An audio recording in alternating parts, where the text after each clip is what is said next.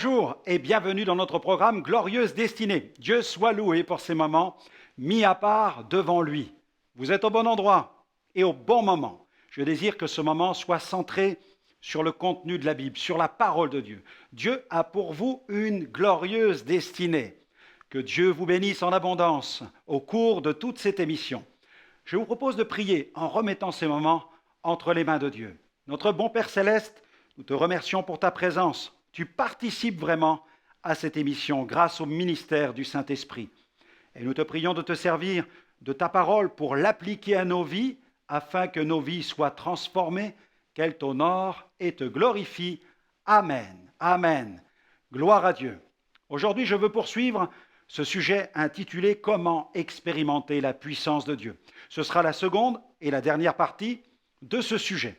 Et j'aimerais vous profiter de l'occasion pour vous présenter tout à nouveau cet ouvrage « Comment expérimenter la puissance de Dieu ». Il va vous faire du bien, il va vous encourager si vous souhaitez approfondir ce sujet autour de la parole de Dieu, lire tout à nouveau tous ces versets.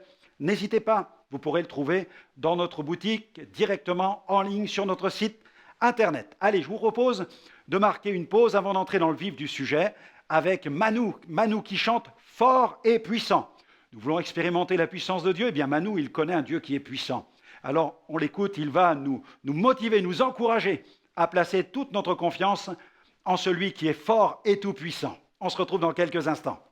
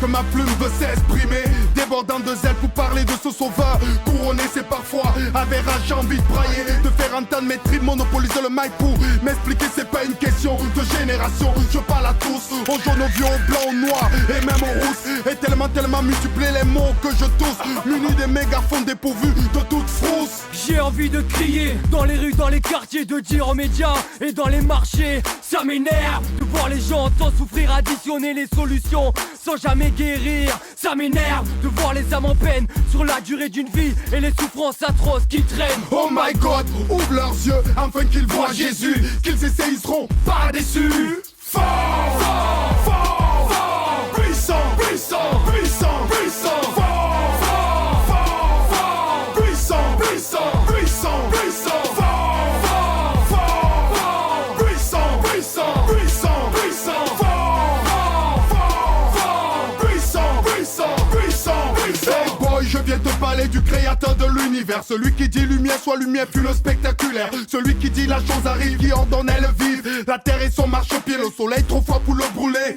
Omniscient, omnipotent, omniprésent, rien ne peut le contenir dans le temps, dans la durée des temps. Il connaît le nombre de cheveux sur ta tête, toutes tes pensées il les connaît, il sait si tu es honnête. Il dompte l'orgueil de la mer, quand ses flots se soulèvent il les apaise et les fait taire. Qui est monté aux cieux, qui en est descendu, recueille le vent entre ses mains sans être dissolu. Qui fait paraître les extrémités de la terre, qui tient entre ses mains le destin de l'univers, qui veut ajouter une journée à ta vie. Quel est son nom? Quel est son nom?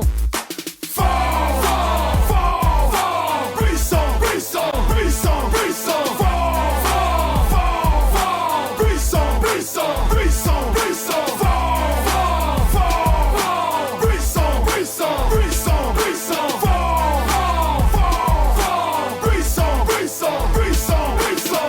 Donner au monde d'autres couleurs, vivre autrement mais pas ailleurs, car tu es notre Seigneur.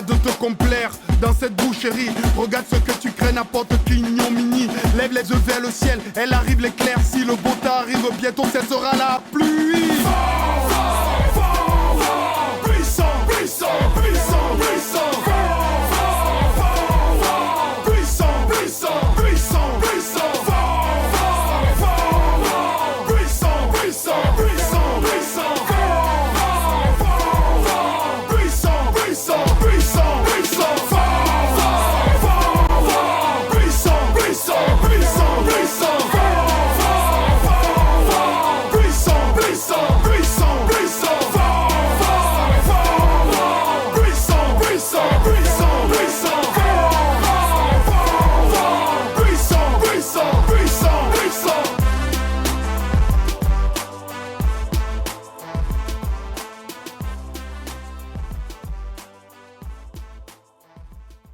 Merci Manu pour ce magnifique chant. C'est un artiste vraiment remarquable et je vous propose d'aborder maintenant deux points dans cette première émission. Forgez-vous un mental de fer. Forgez-vous un mental de fer. Permettez au Seigneur de forger son outil.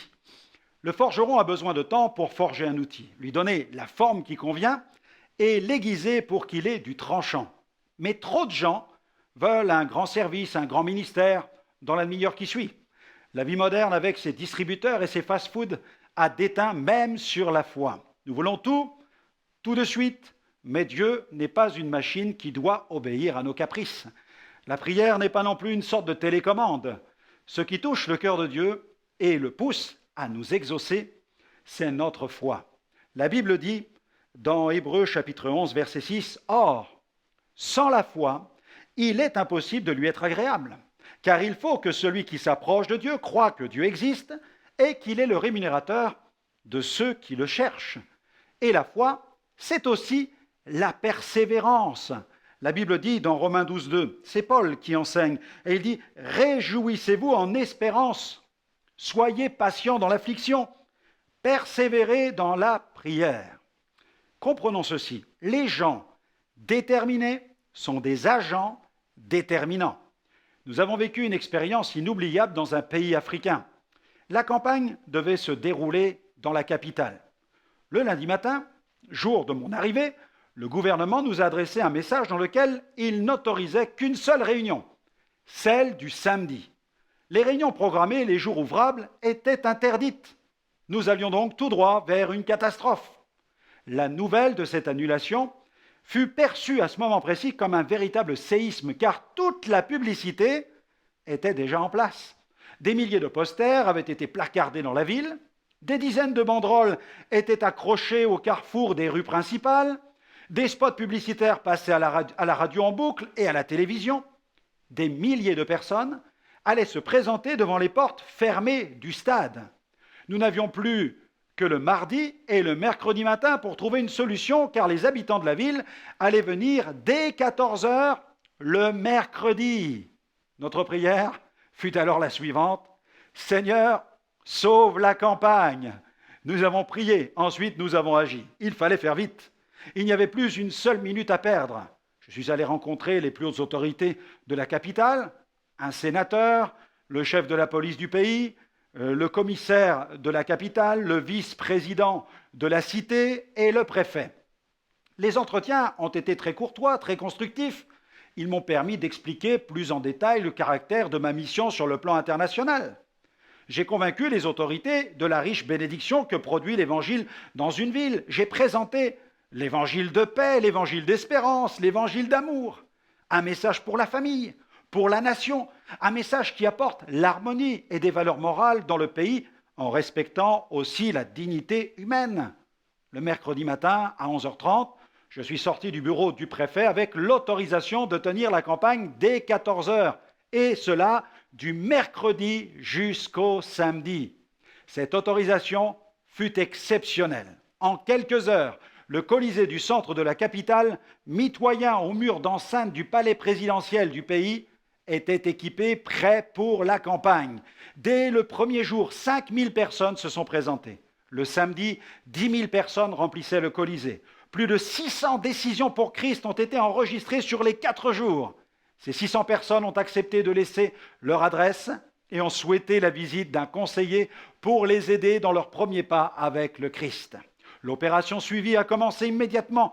Plus de 130 guérisons divines ont même été comptabilisées. Une femme victime d'un grave accident de voiture plusieurs années auparavant souffrait à cause d'une forte déformation de sa colonne vertébrale. Au moment de la prière, son dos s'est redressé. Le lendemain, elle a souhaité se rendre à l'hôpital pour faire des radios.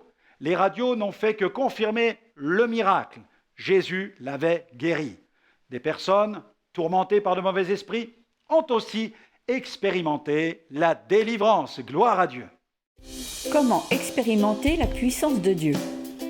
Peut-être vous êtes-vous déjà posé cette question. Certainement. La vie chrétienne n'a de sens que si elle est vécue avec Dieu. Le Saint-Esprit est celui qui nous donne la force pour vivre cette vie extraordinaire. Il nous permet d'expérimenter la puissance surnaturelle de Dieu. Désirez-vous vivre cette vie chrétienne puissante? Ce livre est pour vous.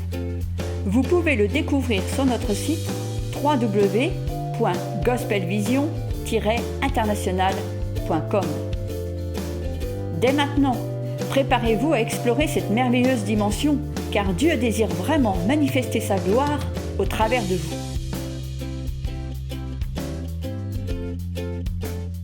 Les plus grands travaux impliquent les plus grands sacrifices. Paul disait aux chrétiens de Philippe, dans Philippiens 4, chapitre 12 à 13, « Je sais vivre dans l'humiliation et je sais vivre dans l'obéissance. En tout et partout, j'ai appris à être rassasié et à avoir faim, à être dans l'abondance et à être dans la disette. Je puis tout par celui qui me fortifie. Amen. » Les gens pensent souvent que tout est facile pour certains hommes de Dieu. Ils pensent que tout est lisse, qu'ils n'ont pas de problème. Ils voient le côté spectaculaire de leur ministère, mais ils ignorent tout du prix qu'ils doivent payer. Nous avons vu des choses merveilleuses dans nos campagnes, mais le prix à payer a souvent été lourd. Nous avons eu plusieurs accidents de voiture. Au Pakistan, notre véhicule a pris feu. Au Pérou, nous avons été victimes d'un choc frontal avec un pick-up en pleine nuit, plusieurs pasteurs à l'hôpital. Le véhicule qui roulait sans phare nous a percutés de plein fouet. Nous avons de justesse échappé à un drame où plusieurs pasteurs furent gravement blessés. Au Pakistan, un frère chauffeur du bus qui nous ramenait de la campagne a été frappé à coups de bâton par la police sans raison, et cela sous nos yeux. Dans une campagne en France, une jeune fille déséquilibrée est venue pour m'agresser avec un couteau de cuisine. Au Sri Lanka, 50 prêtres bouddhistes ont proféré des menaces de mort contre ma personne. Ils sont venus frapper les gens qui m'écoutaient. En Inde, nous étions en grand danger, notre campagne était menacée. Un missionnaire australien venait d'être immolé par le feu avec ses 2 enfants dans son 4x4, sans compter les problèmes liés au climat, les fièvres, les maladies, le manque d'hygiène, les contrôles des douaniers, la police, nos bagages égarés, parfois même volés. Mais nous continuons. L'évangile est notre leitmotiv. Nous sommes allés proclamer cette bonne nouvelle au pied de l'Himalaya, au pied du Kilimandjaro, au bord même du lac Victoria en Ouganda, devant les grands temples hindous de Salem en Inde, à proximité de la mosquée des rois de Lahore au Pakistan, devant le grand Bouddha de la ville de Kandy au Sri Lanka, dans le Colisée d'Antananarivo à Madagascar, et même au pied de la grande colonne d'Artigas en Uruguay. Nous sommes allés aussi dans les pays de l'Est, dans des républiques islamiques, des républiques hindoues et bouddhistes. Nous avons proclamé la bonne nouvelle dans des pays animistes, fétichistes, mais aussi dans des pays modernes et matérialistes. Il n'y a rien de plus beau que de proclamer la bonne nouvelle. Le Seigneur veut faire de vous quelqu'un de déterminé. C'est pourquoi il ne faut pas vous laisser gagner par le doute. Un homme de paille ne peut devenir un instrument entre les mains de Dieu. Regardez ce que Jacques nous enseigne dans le chapitre 1er, à partir du verset 6 jusqu'au verset 8. Il dit « Celui qui doute est semblable au flot de la mer, agité par le vent et poussé de côté et d'autre. Qu'un tel homme ne s'imagine pas qu'il recevra quelque chose du Seigneur. C'est un homme irrésolu, inconstant dans toutes ses voies. » Devenir déterminé ne signifie pas devenir têtu, obstiné ou une tête brûlée. Lorsque j'évoque cette nécessité d'être déterminé, je fais directement référence à la nécessité d'être animé par des convictions spirituelles profondes et solides. Ces convictions nous sont communiquées par le Saint-Esprit et la parole de Dieu lorsque nous faisons face à des défis ou que nous sommes dans des situations de crise. La Bible dit ceci dans Jacques 1, 22. « Mettez en pratique la parole, ne vous bornez pas à l'écouter en vous trompant vous-même par de faux raisonnements. » Notre esprit est souvent le théâtre de batailles qui font rage. Il est souvent assiégé par le doute, la crainte, la peur, le scepticisme. Il est dangereux pour le serviteur de Dieu de se laisser envahir par ces pensées, qui au fil du temps deviennent des forteresses de raisonnement. La stabilité de notre esprit est stratégique dans le combat spirituel. Nous devons veiller sur nos raisonnements et renverser immédiatement tout faux raisonnement avant qu'il ne devienne une véritable forteresse.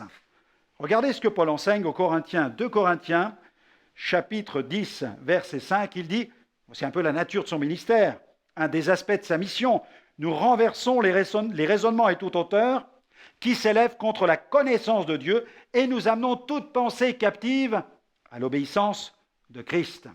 Le prophète Ésaïe dit ceci, dans le chapitre 26, verset 3, « À celui qui est ferme dans ses sentiments, tu assures la paix parce qu'il se confie en toi. » Psaume 68, verset 28, le Seigneur désire affermir notre esprit. Ce passage des psaumes en est une belle illustration. Ton Dieu ordonne que tu sois puissant. Amen. David, qui devait faire face à de nombreuses difficultés, a appris à veiller sur son mental. Voici ce qu'il disait. Psaume 103, verset 1-2, psaume de David. « Mon âme bénit l'Éternel. Que tout ce qui est en moi bénisse son saint nom. Mon âme bénit l'Éternel et n'oublie aucun de ses bienfaits. » Allez, un autre conseil, si vous voulez expérimenter la puissance de Dieu, faites de la foi votre nouvel univers, votre univers favori. La foi a le pouvoir de changer votre monde. La foi illumine notre vision intérieure. Elle s'élève contre la fatalité. Elle ne se croise jamais les bras et nous laisse entrevoir l'avenir avec espérance. Dans l'Épître aux Hébreux, chapitre 11, verset 1, l'auteur donne la définition de la foi. Il dit « Or, la foi est une ferme assurance des choses qu'on espère, une démonstration de celles qu'on ne voit pas. » La foi, c'est une certitude, une démonstration, c'est une preuve, c'est une confirmation. Elle a le pouvoir de changer votre mentalité. Vous étiez craintif, elle vous rendra courageux. Vous étiez timide, elle vous rendra audacieux. La foi procède de l'application à notre cœur de la parole par le Saint-Esprit. Dans Romains 10, 17, il est écrit « Ainsi la foi vient de ce qu'on entend, et ce qu'on entend vient de la parole de Christ. » Votre foi peut changer le monde des autres. Elle change votre monde et elle change le monde des autres. Réalisez-vous quelle est notre responsabilité. Pierre a changé la destinée du boiteux à l'entrée du temple. Il lui a dit, dans Acte 3, verset 6, « Je n'ai ni argent ni or, mais ce que j'ai, je te le donne. Au nom de Jésus-Christ de Nazareth, lève-toi et marche. » Dans la ville de Lystre, Paul a changé la destinée d'un homme boiteux de naissance. Dans Acte 14, versets 9 à 10. Il écoutait parler Paul, et Paul, fixant les regards sur lui, et voyant qu'il avait la foi pour être guéri, dit d'une voix forte, « Lève-toi droit sur tes pieds. » Il se leva d'un bond, et il marcha. Pouvez-vous imaginer ces milliers d'âmes dont la vie change lorsqu'elles écoutent la parole?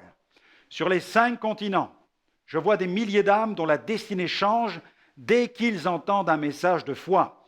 L'évangéliste Smith Wigglesworth disait à ses auditeurs, « Je vais vous mener dans un endroit où vous serez capable, où vous vous moquerez de l'impossible. Vous serez capable de vous moquer de l'impossible. » La foi nous propulse dans le monde. La foi nous propulse dans le monde. Lorsque nous avons annoncé, par exemple, « Nous allons au Pakistan », nous avons entendu « N'y va pas, il y a des islamistes, il y a des talibans ». Lorsque nous avons annoncé « Nous allons en Inde », nous avons entendu « N'y va pas, il y a des extrémistes hindous ». Lorsque nous avons annoncé « Nous allons au Bhoutan », Nous avons entendu « N'y va pas, il y a des bouddhistes très violents ». Nous avons été victimes parfois de menaces. Nous avons reçu des menaces de mort. Et même des pierres nous ont été jetées. Mais nous sommes allés avec la foi. Comment expérimenter la puissance de Dieu? La vie chrétienne n'a de sens que si elle est vécue avec Dieu. Le Saint-Esprit est celui qui nous donne la force pour vivre cette vie extraordinaire. Désirez-vous vivre cette vie chrétienne puissante?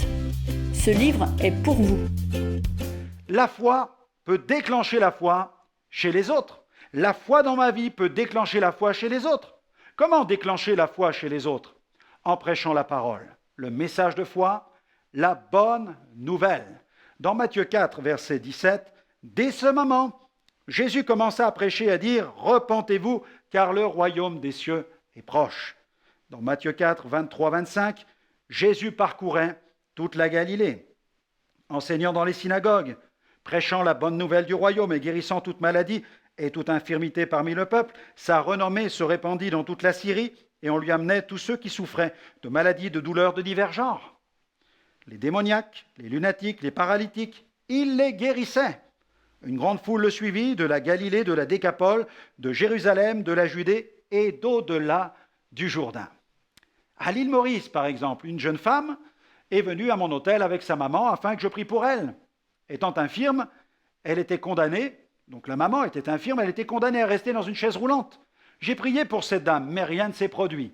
Mais je lui ai dit alors, par la foi, je lui ai dit, j'étais inspiré par le Saint-Esprit, vous devez venir au stade écouter la parole. Vous devez donner votre cœur à Jésus et vous marcherez. Elle est venue et des milliers de personnes l'ont vue se lever. Elle fut sauvée et guérie de son infirmité. L'évangile que nous prêchons est un miraculeux évangile. Nous prêchons le Christ, c'est-à-dire, nous prêchons sa personne. Prêcher sa personne signifie quoi? Prêcher sa vie, son ministère, sa mort, sa résurrection, ses apparitions, son ascension, sa position glorieuse sur le trône et la promesse du Saint-Esprit. Nous prêchons sa personne. Nous prêchons aussi son message. Quel était son message? La repentance, la foi, l'alliance avec Dieu par le baptême. Sa personne, son message, sa présence. Nous prêchons qu'il est là, à l'œuvre, présent et agissant. Regardez, lorsque Pierre est allé rendre visite à un malade nommé Énée, Pierre lui a dit, dans Acte 9, verset 34, « Énée, Jésus-Christ te guérit. Lève-toi et arrange ton lit. » Et la Bible dit, aussitôt, il se leva. Quand le Seigneur est apparu à Saul de Tarse sur le chemin de Damas, le Seigneur lui a dit, « Je suis Jésus que tu persécutes. Il te serait dur de regimber contre les aiguillons. » Acte 9, verset 5. Je suis Jésus. Jésus lui a parlé directement. Dans nos campagnes, les gens témoignent publiquement, expliquent ce qu'ils ont vécu au moment de la prière. Certains disent avoir été traversés par une puissante énergie. D'autres parlent d'une puissance qui les a secoués. Certains parlent d'un feu, d'un vent, d'un souffle, d'une chaleur. Jésus agit et il se révèle par sa puissance. Il glorifie son nom par des signes, des miracles et des prodiges. Il y avait à l'île Maurice une femme qui était très malade. Le médecin ne lui donnait plus beaucoup de temps à vivre. Elle a appris que je prêchais dans le cadre d'une conférence. Elle est venue pensant que c'était une réunion d'évangélisation et que j'allais prier pour les malades. Malheureusement, ça n'était pas au programme. Il y avait des centaines de leaders à genoux en train de s'humilier et de prier dans la salle. Les gens priaient partout, ici et là, dans les allées, devant leurs bancs. Et voyant qu'elle ne pourrait pas s'avancer, elle décida de se mettre à genoux comme les autres pour prier. Quelques minutes plus tard, elle sentit deux mains se poser sur sa tête. Elle pensait que j'étais descendu de l'estrade pour prier pour les malades. Elle a ouvert les yeux pour me regarder et m'expliquer son cas, mais il n'y avait personne. J'étais toujours sur l'estrade. Elle réalisait que ses deux mains n'étaient pas les miennes, mais celles du Seigneur. Quand elle se leva, elle constata qu'elle était totalement guérie. Aujourd'hui, elle sert le Seigneur dans le cadre du diaconat. Elle est en parfaite santé. Plus que jamais, le Seigneur désire que nous accomplissions une évangélisation à ciel ouvert, avec des signes, des miracles et des prodiges. Approchons-nous de Dieu, du Dieu de gloire, afin qu'il fasse éclater sa gloire au travers de nous, que le nom de Jésus soit connu, que son royaume s'établisse dans les vies. Amen. Gloire à Dieu. Voilà comment expérimenter la puissance de Dieu. Eh bien voilà, notre émission se termine. J'espère que vous aurez apprécié ces différents points. Je vous invite à les méditer tout à nouveau. Si vous voulez découvrir d'autres émissions, visitez notre site internet sur www.gospelvision-international.com. Toutes nos émissions sont disponibles en replay. Vous pouvez les visionner, vous pouvez vous nourrir de la parole de Dieu, grandir dans la foi et puis entrer dans cette destinée que le Seigneur a préparée sur mesure pour vous parce qu'il vous aime. Que Dieu vous bénisse et à très bientôt.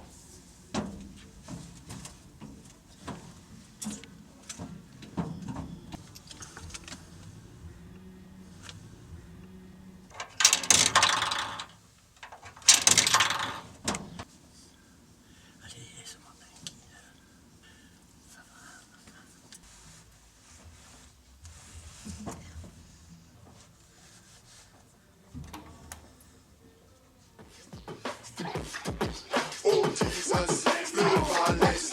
Oh Jesus, le balèze. Oh Jesus, le balèze.